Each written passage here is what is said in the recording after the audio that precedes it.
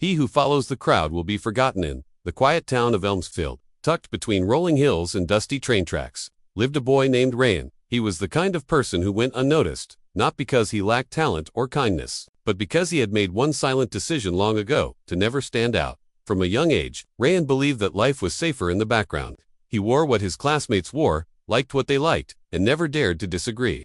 If the crowd turned left, so did he. If someone had a bold idea, he would smile politely, nod, and follow. He wasn't disliked, far from it. People said he was easygoing, nice, reliable, but no one ever used words like remarkable, brilliant, or different. He blended in so well that even in group photos, he looked like part of the wallpaper, present, but not remembered. As Ryan moved through school, he continued to walk the path others carved. He studied what his parents suggested. He joined clubs his friends liked. He laughed at jokes he didn't find funny and stayed quiet when he had something different to say. Inside, a quiet voice began to stir. Who are you, really? What do you want? But he buried that voice under noise, the kind of noise that comes from trying to please everyone. Then came Mr. Karam, a new teacher with tired eyes and a mind sharp as lightning. He taught literature, but more than that, he taught life. He didn't just ask students to read stories. He asked them to live them, to question, to reflect, to think. One Monday morning, he walked into class, scribbled something on the blackboard, and turned to face the room. He who follows the crowd will be forgotten. He who follows his own path will be remembered forever. A few students rolled their eyes. Others laughed. But Rayan sat upright. The words hit him like a thunderclap. Forgotten. That word terrified him. He had followed the crowd his entire life, and deep down, he already knew. No one remembered the quiet one, the agreeable one, the follower. The next day, Mr. Karam gave an unusual assignment. I want you to write an essay about who you truly are, not who others expect you to be. Write about your real self. No masks. Rayan stared at his blank page for hours. He had no idea what to write because he had spent his entire life being everyone but himself. That night, unable to sleep, Rayan walked through the streets of his neighborhood.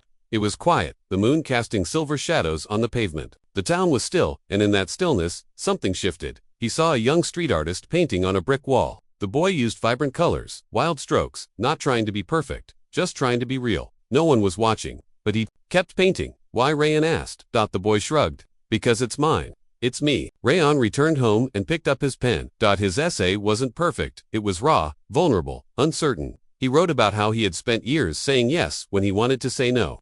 About how he had pretended to be interested in things he didn't care for. About the fear of standing alone and the deeper fear of disappearing in the crowd. The next day, he handed it in with trembling hands. When Mr. Karam returned the papers, he didn't say a word. He simply placed Rayan's essay on his desk with a single sentence written in red ink. This is the beginning of your voice. Don't lose it. From that moment, Rayan began to change. Not loudly, not all at once, but deeply. He stopped agreeing with everything. He started exploring things he genuinely liked. Sketching, music, poetry. His style changed. His opinions sharpened. He started reading books not because they were assigned, but because they moved him. People noticed, admired him. Some didn't understand. Some drifted away. You've changed. One friend said, I'm becoming myself. Rayan replied. He faced criticism too. You think you're better now. You used to be easier to get along with. You're just trying to be different. But Rayan had learned something most people hadn't.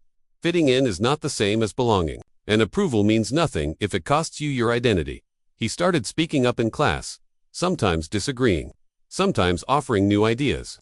His voice shook at first, but it grew steadier with time. He entered a local art contest with a painting that was deeply personal, abstract, messy, full of color. It didn't win first place, but it was featured in the town paper. And for the first time, people remembered his name. Years passed. Rayan didn't become famous overnight. He didn't suddenly have thousands of followers or millions of views. But slowly, the world began to see the fire that had always lived inside him, a fire that had been hidden behind conformity. He studied design, launched a small creative studio, built a team that valued imagination over imitation. He became known for doing things his way, not loud, but true. One day, at a reunion, someone from school asked, "Weren't you that quiet kid who never said much?" Rayan smiled. "I was, but I found my voice." They nodded. "I remember now. You're the one who paints the murals in the city. You're the one doing something different."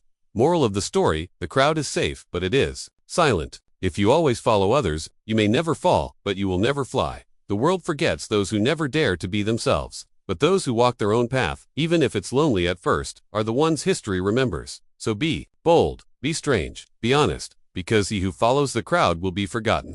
But he who follows his truth will never be invisible again.